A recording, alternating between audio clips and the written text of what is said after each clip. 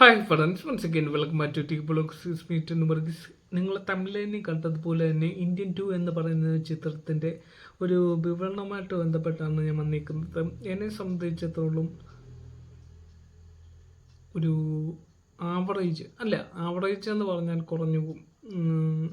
ആവറേജിൽ താരെ ഒരു പ്രതീക്ഷ എന്നല്ല, ഒരു ഫീലാണ് തന്നത്. എന്തിനാണോ ഇങ്ങനെ ഒരു പടം ഉണ്ടാക്കി വെച്ചത്? ഇന്ത്യൻ എന്ന് പറഞ്ഞാൽ ഒരു സോൾ ഉണ്ടായിരുന്നു ആ ഫിലിമിന്, അതില്ലാതാക്കി വെച്ചു. ശങ്കർ എന്ന് പറഞ്ഞാൽ അപ്ഡേറ്റ് ആവുന്നില്ല. അദ്ദേഹം ഇന്ദിരൻ എന്ന് പറയുന്ന ഒരു നല്ലൊരു സിനിമ ചെയ്ത ഒരു വ്യക്തിയാണ്. ഞാൻ ഇന്ദിരൻ എന്ന ഫിലിമിലൂടെയാണ് അദ്ദേഹത്തെ ശ്രദ്ധിക്കാൻ തുടങ്ങിയത്. എൻ്റെ പൊന്നോ, എന്നാ സിനിമയായിരുന്നു അത്. പിന്നെ അതിനുശേഷം അതിൻ്റെ 2.0 എന്ന് പറഞ്ഞ സെക്കൻഡ് പാർട്ട് ഇറക്കി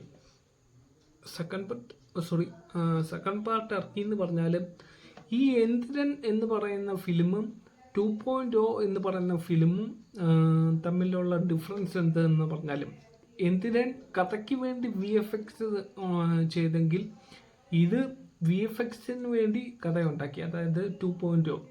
അതുപോലെ തന്നെ ഇങ്ങോട്ട് വരികയാണെങ്കിൽ, ഇന്ത്യൻ 2-ലോട്ട് വരികയാണെങ്കിൽ എന്തിനാ വേണ്ടിയോ അല്ലെങ്കിൽ പണത്തിന് വേണ്ടിയോ എന്തിനാ വേണ്ടിയോ പടച്ചു വിട്ട ഒരു സാധനം എന്തോന്നടേ ഇത്.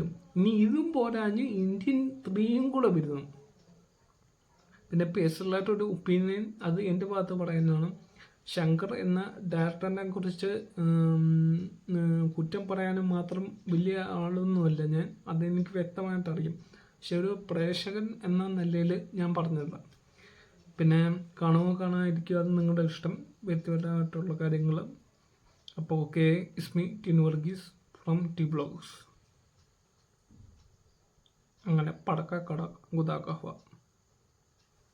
Signing out.